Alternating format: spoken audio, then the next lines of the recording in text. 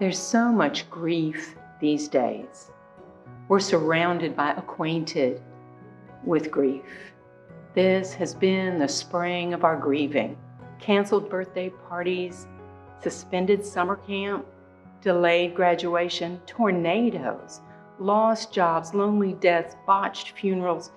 The accumulated grief from Mississippi alone must rise like a roar to the gates of heaven. We're all running a low-grade grief fever. One additional disappointment could spike a full-blown grief emergency. And then there are tragedies. "I guess you heard," Jane said. "My mom passed away." Too much. Unbelievable.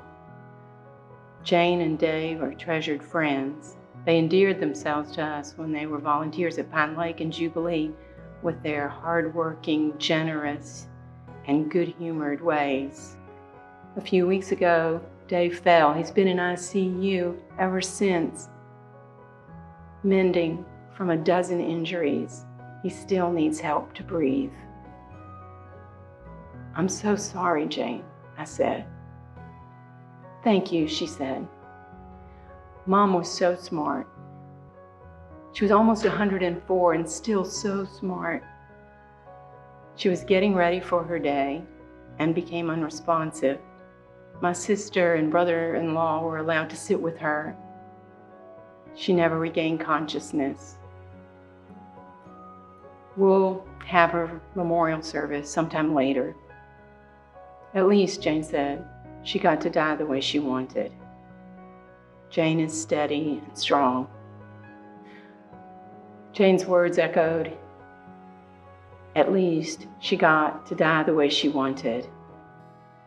At least." In our most desperate moments, the Holy One deposits a morsel of comfort into our hearts. It is often spoken of as "at least."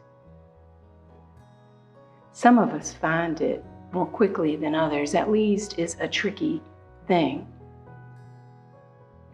I've learned the hard way that it's bad manners to help someone else find their own at least. I want to be like the sales associate at the clothing store who asks, "Is there anything I can help you find?" It's hard to be still and let someone else find their own at least. "I called the ICU," Jane said. "I told them Mom passed away and that I wanted to tell Dave myself." Jane's only been allowed in the hospital once since the accident. "They said that I could come and tell him," she said. "They were very kind. At least I got to tell him myself." As Jesus prepared his friends for the terrible days before he died, he said, "I will not leave you comfortless. I will come to you." And in our terrible moments, the Holy Spirit comes, offering us God's comfort. Sometimes it's only a scrap. Sometimes it comes as we name our at least. I asked about Dave. "Well," she said, "he's being transferred to another unit. He'll continue to get exceptional care. He may be transferred today. At least that's hopeful." Jane's resilience amazed me. I struggled to find words to describe it.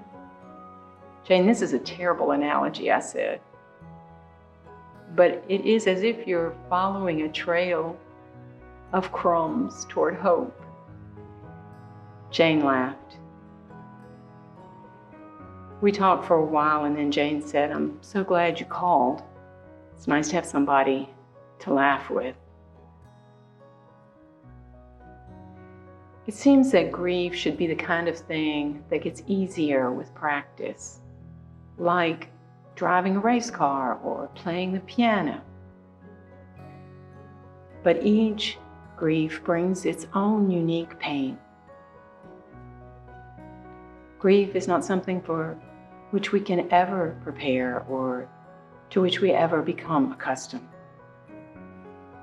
In this, the spring of our sadness, as we grieve our individual and collective losses, at least we can search for the holy crumbs that will lead us toward hope. I'm Elaine, and I'm looking for loose change.